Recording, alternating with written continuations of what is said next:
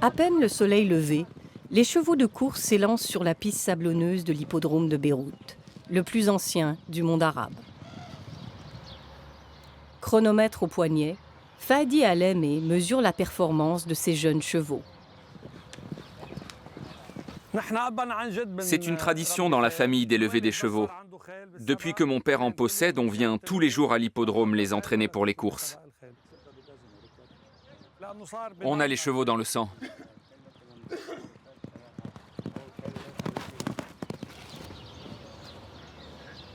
L'entraînement terminé, Fadi et son père se rendent à l'écurie.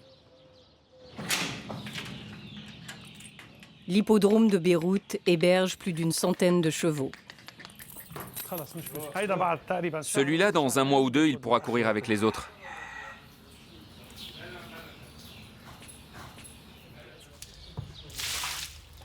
Depuis la crise économique, la livre libanaise a perdu 98% de sa valeur et les prix ont flambé. Aujourd'hui, élever un cheval de course coûte 250 € par mois. Une fortune dans un pays où le salaire minimum n'est plus que de 90 €. Tout est plus cher. Les soins vétérinaires, le fer sur les sabots, l'aluminium, l'essence pour venir ici, le fourrage, tout ce qui a trait aux chevaux est plus cher. Certains propriétaires ont dû vendre leurs chevaux, d'autres ne peuvent plus les faire courir. Avant, on avait 15 chevaux, nous n'en avons plus que 4. On en a perdu plus de la moitié, comme tout le monde. Même ceux qui avaient de grosses écuries en ont beaucoup moins. Tout régresse.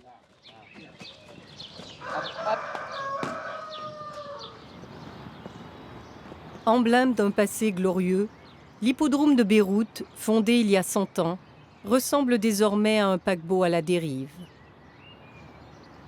Dernier poumon vert en plein cœur de la capitale, le site, qui s'étend sur 200 000 mètres carrés, accueillait 2 courses par semaine pendant des années. Autrefois haut lieu de rassemblement, l'hippodrome n'ouvre plus ses portes au public que 2 dimanches par mois. Délaissé par les autorités, le lieu est aujourd'hui à l'image du pays. Délabré, ruiné, suspendu dans le temps.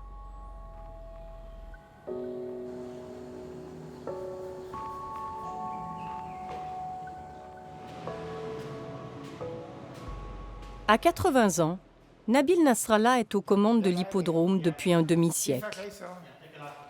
Bonjour, merci pour le café. Avec ses quelques derniers employés, le directeur se bat au quotidien pour la survie de ce site emblématique. Dans un pays en faillite, il doit trouver les moyens de régler les dépenses. Bon, en électricité, qu'est-ce que nous avons payé ce mois-ci? On n'a pas encore payé ce mois-ci, on a payé jusqu'à 2022. Alors, on vient de payer les factures de 2022. Oui. Et qu'est-ce qui nous attend?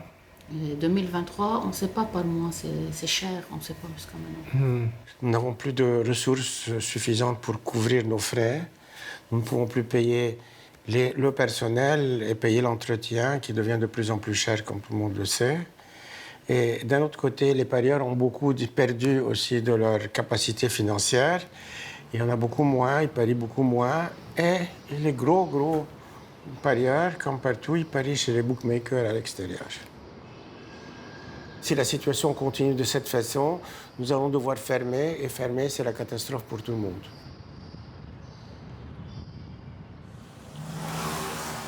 La bête noire de l'hippodrome, ce sont les bookmakers illégaux. Nous nous rendons chez l'un d'entre eux, dans une banlieue populaire de Beyrouth. Ils attirent les gros parieurs, en proposant des paris sans taxes, 20% moins chers, privant ainsi l'hippodrome de son principal revenu.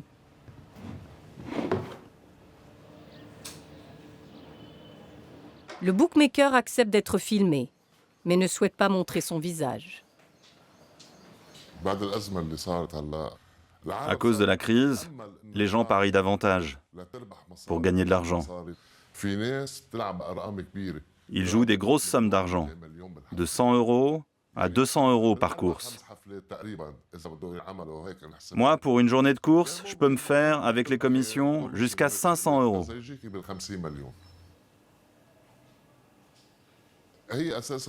À la base, cette activité est interdite. Mais les gens se sont habitués. Ils savent qu'ils peuvent se faire contrôler ou même arrêter par la police, mais qu'ils vont s'en tirer sans problème et que l'affaire n'aura pas de suite.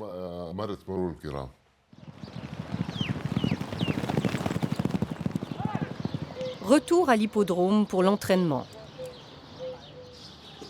À l'écurie, Ahmed Meri monte en selle. Il est jockey et comme 2500 familles, il vit de l'activité équestre. Tous les matins depuis 15 ans, il vient entraîner les chevaux. Ahmed connaît la plupart des bêtes de l'hippodrome. Il est un peu fou. Je le fais trotter pour qu'il se calme. Allez, va par là. Depuis quelque temps, avec la crise financière, Ahmed a dû délaisser les pistes. Le contact avec les chevaux s'en ressent. Tu le connais depuis longtemps ? Il s'appelle le roi des rois. Je le connais depuis des années. Mais ça faisait un bail que je ne l'avais pas monté, car j'ai trouvé un autre travail. Le salaire de jockey ne te permet rien. Même s'il nous augmentait à 100 € par mois, qu'est-ce que tu veux faire avec cela? Donc je préfère faire autre chose et ne venir à l'entraînement que pour le sport et le plaisir. Allez, un bisou. Il est tout juste 8 heures du matin et Ahmed doit filer au boulot à l'autre bout de la ville.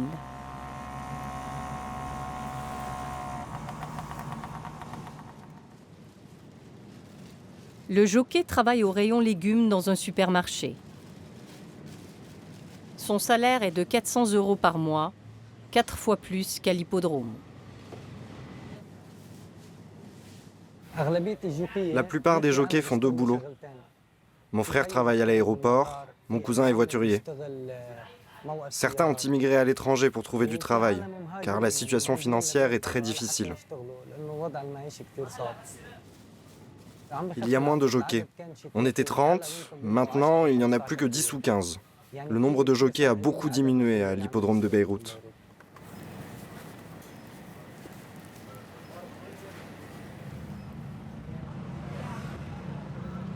Le travail terminé, Ahmed rentre chez lui dans le quartier de Shatila, à la périphérie de la ville. Ici s'entassent les classes les plus pauvres de la société.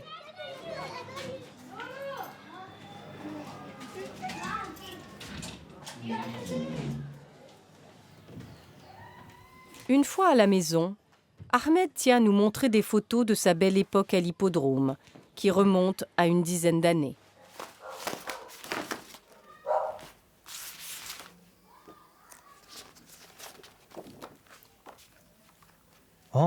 C'était ma première course. Le cheval s'appelait Automatique. J'avais 17 ans. Et quand j'ai gagné avec ce cheval, j'étais très content et très fier.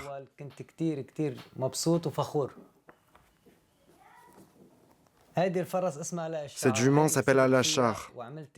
J'ai gagné et je me suis fait beaucoup d'argent à l'époque. Plus de 14 000 €. C'était une somme énorme. C'était la toute première fois que je gagnais autant d'argent. C'était génial. Et là, il ne reste plus rien.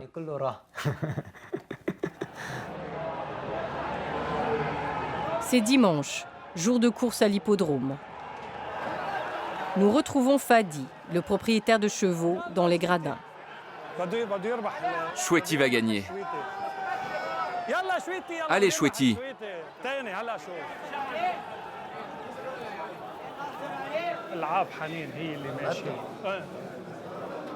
Fadi ne manque jamais ce rendez-vous équestre.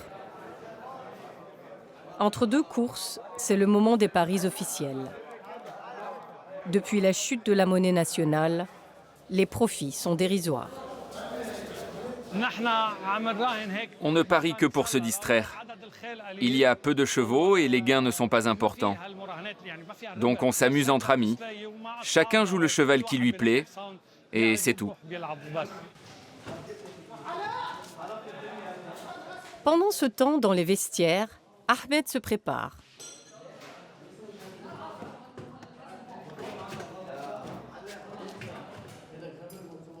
Même si sa vie a changé, il continue son activité de jockey. Et comme le rituel l'impose, il doit passer par la pesée. Je ne peux pas m'empêcher de venir aux courses. Il faut que je monte des chevaux. C'est ma passion. Même si je ne gagne pas, c'est dans mon sang. Avant chaque course, les chevaux paradent pour que les parieurs arrêtent leur choix.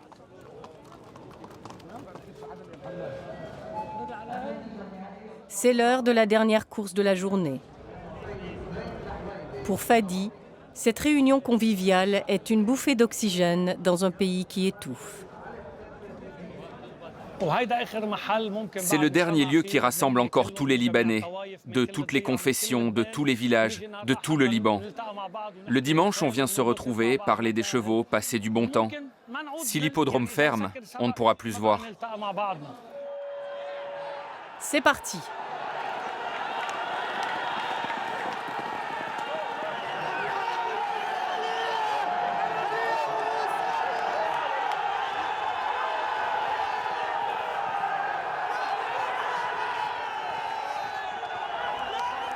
L'hippodrome de Beyrouth est aujourd'hui menacé de fermeture, mais en attendant, les Libanais en profitent.